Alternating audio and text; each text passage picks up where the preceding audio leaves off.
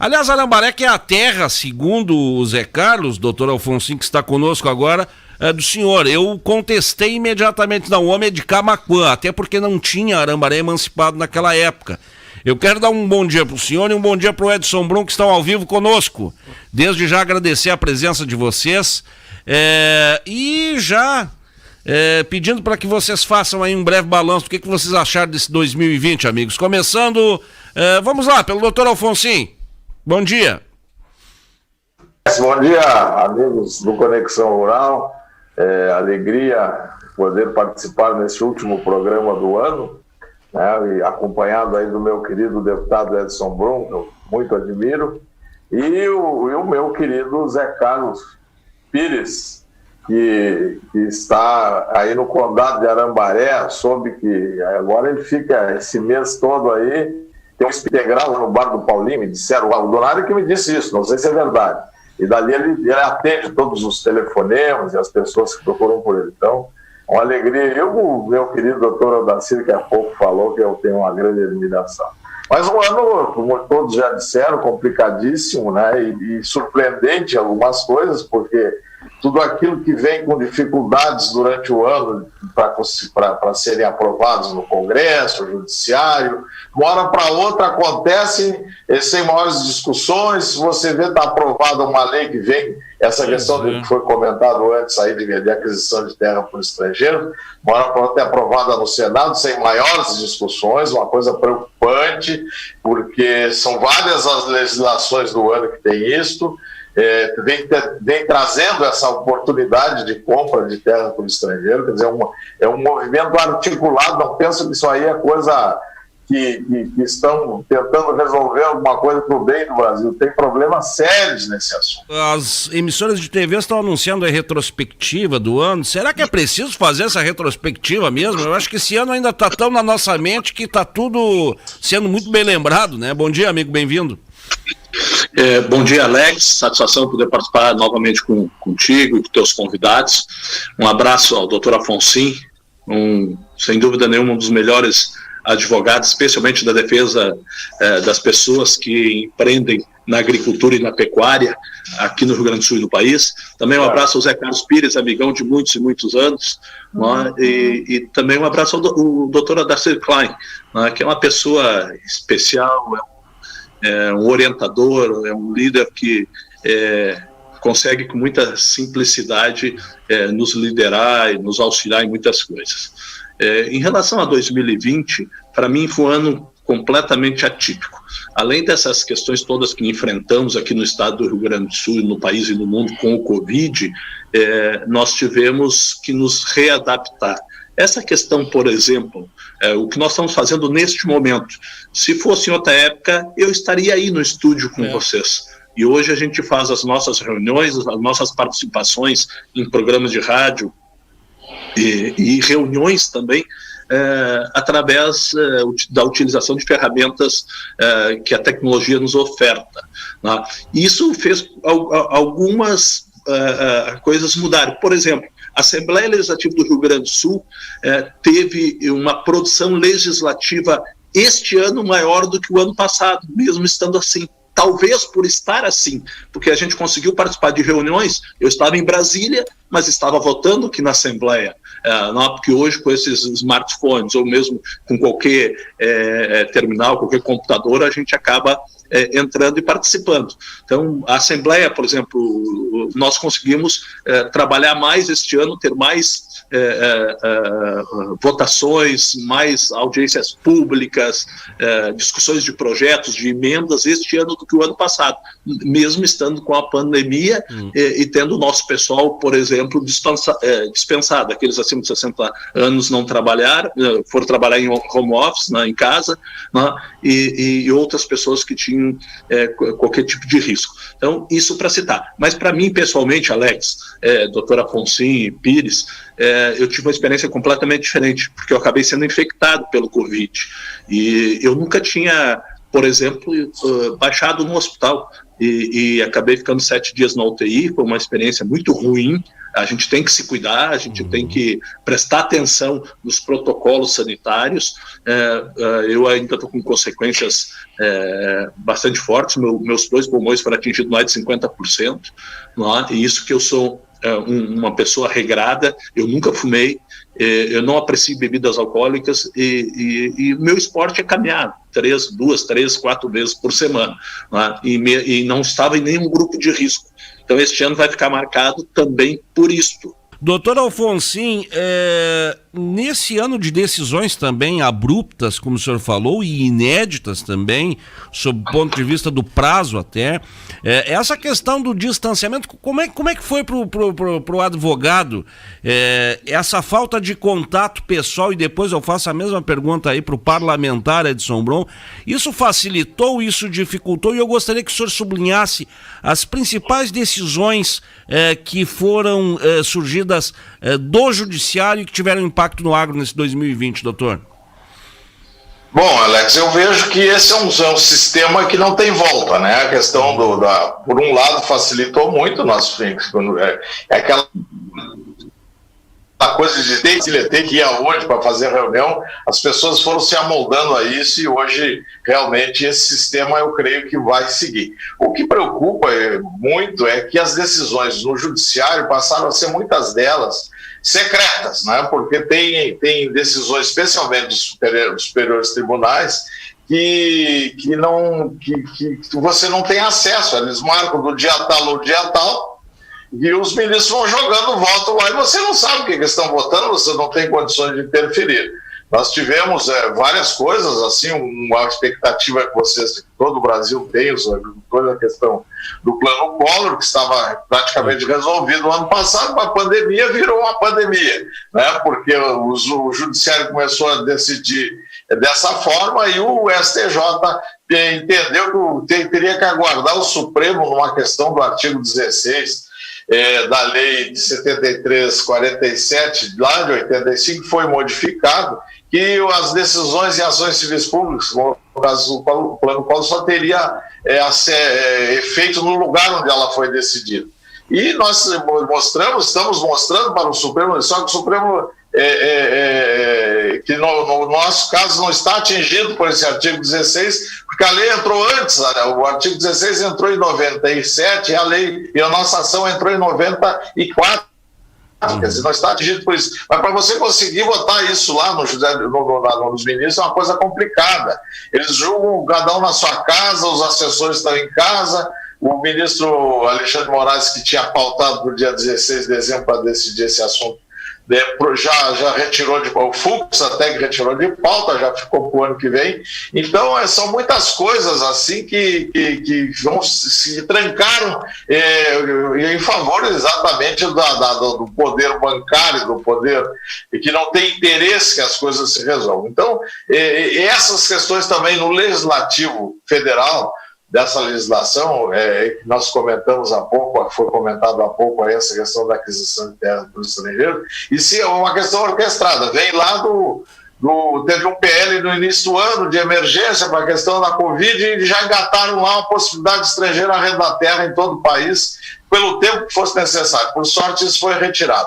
Depois veio na lei do agro, né? A festejada lei do agro, que seria a solução do Brasil, o novo mundo para o Brasil. Não aconteceu mais nada na lei do agro, porque depende de regulamentação do Banco Central, o Banco Central vem prorrogando isso tudo e nada está acontecendo. Mas lá na lei do agro já entrou o artigo 51 e 52, podendo dar terras em garantia, até terras de fronteira, e seriam, caso não paga, poderá a vedação em pagamento em favor ao credor, que pode ser um credor estrangeiro. Então, e também agora no FIAGRO, né, que nós temos aí, que já foi aprovado na Câmara, também dá uma possibilidade de financiamento através de compra de cotas e tal, e que também poderá ter aquisição de terra para o estrangeiro. Então, se vê falar, não, mas aqui no Uruguai é livre, nos Estados Unidos tem uma legislação por Estado. para a aquisição de terra por estrangeiros e cria uma série de dificuldades, especialmente ambientais. E a terra nos Estados Unidos é caríssima, né? O chinês não interessa comprar terra nos Estados Unidos, interessa comprar terra aqui que tem uma disponibilidade de áreas muito grandes, clima e tudo que ele pode, e ele chega aqui e manda, porque ele tem o dinheiro. Nos Estados Unidos não é assim. No Uruguai, é um país que tem é diminuto, né? Ele tem 1/3 a menos do que o Rio Grande do Sul de área, quer dizer, não tem uma disponibilidade como tem o Brasil. Então nós temos que ter muito cuidado com essa questão, que vai voltar para aqui. Já tem 2 projetos, então esse agora do Senado está indo para a Câmara, né? Que me parece que vai ter até o presidente que vai vetará essas questões. Então vamos ver, são situações assim que preocupam porque justamente estão sendo votadas em bloco, né? Então não tem o exame necessário durante esse período da Covid. Deputado Edson, se fosse depender do Parlamento Gaúcho do seu voto à venda de terras estrangeiras, o senhor votaria contra ou a favor? Contra, sou radicalmente contra. É uma irresponsabilidade do Congresso Nacional autorizar a compra de terras. Acho que o doutor Afonso foi muito feliz nas suas colocações. O poder econômico, neste caso, é fundamental, e não é só com os chineses. Europeus vão acabar comprando terra aqui porque eles têm necessidades. Eles já desmataram a Europa toda e mesmo assim não conseguem produzir alimentos para a sua gente, que é a segunda grande necessidade que motiva mais a vinda para o Brasil, que tem terras baratas, agricultáveis, não é? E com um posicionamento muito fácil, inclusive em relação à infraestrutura. Que se quiser exportar para os Estados Unidos, quiser exportar para a Europa ou mesmo para a África e para a Ásia, do Brasil se torna muito fácil. Eu acho que importante dessa semana que foi a votação do projeto de CMS. Aliás, né, deputado, nós tínhamos um projeto maior, uma reforma maior, uma reforma tributária aqui no Rio Grande do Sul. O governo não conseguiu emplacar lá no meio do ano e acabou vindo um remendo de projeto que vale, na verdade, só por um ano, né? Eu lhe pergunto o seguinte, essa votação que teve como perdedor o governo, pode-se dizer isso aí, ela já tem a ver com a eleição do ano de 2022? O próprio posicionamento do MDB já tem relação com a eleição, Bruno? Olha, primeiro registrar que eu nunca votei aumento de CMS. Desta vez eu me abstive, foi a primeira vez que eu me abstive. Me abstive porque Fiergues, Fecomércio, prefeitos e o partido pediram que votasse a favor. Eu me nego a votar a aumento de CMS, eu não voto aumento de impostos. O projeto inicial do governador Eduardo Leite, ele acabou sendo desidratado. É um assunto que acaba dando desgaste tanto para um lado quanto para o outro. Ninguém ganha numa discussão dessa. O que tem que se fazer é organizar o Estado.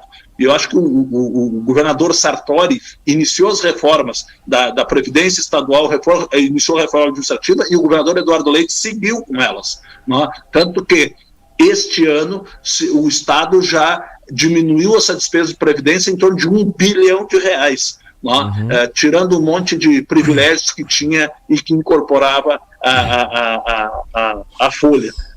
Então isso já foi um avanço. E a reforma administrativa também. Então, na minha opinião, se não fosse a pandemia, nós estaríamos numa situação melhor, o Estado numa situação melhor, mas já avançou bastante. Tanto que, por produzirmos alimento no Rio Grande do Sul e termos aí o nosso PIB em torno de 40%, 45% vindo do setor primário, aumentou a arrecadação do Estado do Rio Grande do Sul.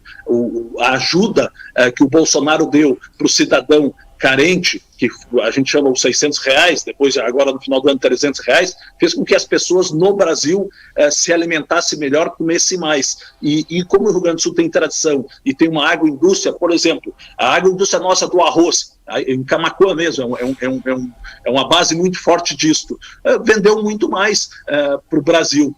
Vendeu para o Nordeste, vendeu para o centro do país, aumentou o consumo, vendeu mais. E isso também serve nas carnes, tanto nas carnes de bovinos, mais avícolas, nos suínos, se vendeu muito mais. Se a gente falar com as cooperativas, as grandes cooperativas do Rio Grande do Sul, aumentaram. A Dália, por exemplo, que trabalha com leite, suínos e aves, ela este ano aumentou 400 funcionários o seu parque industrial, gerou emprego, inclusive, inclusive. Por quê? Porque vende muito para o país. Não? Então, isso foi um agregado para ele, em cima desse auxílio que o governo Bolsonaro fez. Então, e isso fez com que a arrecadação do Estado aumentasse. Deve fechar aí dia 31 de dezembro, em torno de 700 milhões de reais a mais do que o ano passado. Mas muito por essa particularidade. A agroindústria é muito forte no Rio Grande do Sul, a indústria de transformação, industrialização do arroz, da soja, das carnes e do leite no Brasil. Aí vem depois biscoito, bolacha, que nós temos muito aqui no Rio Grande do Sul, exportamos muito, doces também, né? Desde de enlatados de pêssego, figo, os alimentos em geral acabaram provocando esse aumento de ICMS no Rio Grande do Sul. Senhores, eu gostaria da opinião de vocês sobre um assunto bem urgente no Rio Grande do Sul, que é a questão da irrigação. E eu pergunto a opinião primeiro aí do nosso doutor Alfonsin, que é um homem calejado destas questões, produção versus justiça, versus Ministério Público. São todas essas incompreensões que existem em relação a esses assuntos, né? Tá aí a questão que o deputado falou, o PL 260, aí, que é outro absurdo, né? Que vão nos isolar do resto do país, é uma coisa incompreensível, né? A falta de informação, a falta de entendimento do como é que as coisas funcionam. A irrigação é uma situação urgente, necessária e imperiosa, né? Porque nós precisamos ainda, daí a prova, dois problemas climáticos num ano aqui no Rio Grande do Sul, é uma coisa terrível, né? Então, enquanto não vencermos esses ranços que nós temos aqui no estado, especialmente, né? Que aqui é o campeão nisso, né, nesse assunto. As pessoas não se informam, elas já vêm preconcebidamente contrárias àquilo sem informação nenhuma. Então fazem um barulho bárbaro, né? Infelizmente, do nosso lado, às vezes não fica um barulho tão grande como necessitaríamos, embora a competência de todos que estão tratando disso aí, reconheço, né? Nós temos aí o Domingos Velho está se empenhando de forma brilhante aí nessa questão do PL 260 e outras questões, mas realmente é isso, Alex, é uma coisa que a incompreensão da importância e da maneira que as coisas são feitas é que não conhecem como as coisas são feitas. O Gabriel estava dizendo o avião que só poderia sair do aeroporto por determinado lado por causa do vento, mas são coisas assim que não tem explicação que aconteça. Edson, sai governo, entra governo, e esse ranço aí que o doutor Alfonsin se refere, ele continua existindo dentro da Secretaria do Meio Ambiente. O que acontece? Entra qualquer coisa diferente lá, isso aí foi me narrado por uma fonte essa semana, entra qualquer coisa diferente lá, que venha a beneficiar o produtor, aí alguém pega o telefone, né? Primeira coisa, ou manda uma mensagem para o Ministério Público. Como é que o deputado, como é que o Legislativo pode intervir nisso aí para terminar com esse clima ruim, Edson, e com essa visão sempre ideológica da coisa? Alex, primeiro eu queria dizer o seguinte sobre a pergunta que tu fizeste ao doutor Alfonsin sobre a questão da irrigação. Nós há poucos dias até escrevi um artigo de opinião para um jornal aqui do Vale do Taquari e ainda citava isso. Essa questão da irrigação é algo que nós temos que olhar com muita atenção e dar uma prioridade aqui no Rio Grande do Sul.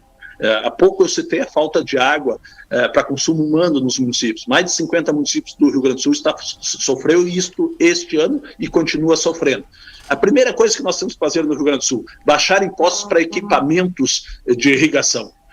Os impostos são muito caros para que um produtor compre, desde o pivô, todos os equipamentos que foram necessários. Então nós temos que reduzir isto, não tem outra alternativa. E isto é a manutenção e o aumento da produção no Rio Grande do Sul, se nós fizermos isso. Portanto, tu baixa um pouquinho de impostos numa ponta, mas tu ganha com a produção maior e por consequência aumenta a arrecadação. Então tem que reduzir impostos na área de irrigação e equipamentos de irrigação. Outra questão que tem que ser, e que tu abordaste muito bem, é a questão ambiental, a burocracia na questão ambiental aqui no Rio Grande do Sul. E aí, já respondendo a tua pergunta, nós fizemos uma reforma no Código Ambiental este ano aqui, no início do ano, na Assembleia, mandado pelo governador Eduardo Leite, que está sendo questionado na Justiça, algo que tira muito, desburocratiza muito esta questão. Né? Então, mas aqui no Rio Grande do Sul é o seguinte: a granalização em tudo, né? Se um disser que é branco, outro diz que é preto. Se um disser que é arroz, outro diz que é soja. Se um disser que é colorado, outro diz que é gremista. Se tu chegar em Pelotas, tu disser que é Pelotas, o outro é Brasil de Pelotas. Chegar em Santa Cruz é o Galo, Santa Cruz, outro diz que é o Periquito, que é a Avenida. Quer dizer, por natureza, nós estamos, desde a época dos chimangos e dos maragatos, contraditando um ao outro, e isso serve no nosso dia a dia para que as pessoas que estão nos assistindo entendam talvez melhor, as pessoas, especialmente as pessoas do interior, é mais ou menos que nem um boi puxar para um lado e outro para outro, carreta não vai para frente. E isso tem atrapalhado o Rio Grande do Sul. Vamos lá, o que o doutor Afonso colocou, o absurdo de ter gente contra o PL 260. O que é isto? Dar a condição aos agricultores do Rio Grande do Sul e se igualitarem aos agricultores do Brasil. Nós temos uma lei aqui de 1988 que os ecochatos, como diz o Alceu Moreira, né, começaram a levantar para que a gente vote contra o 260.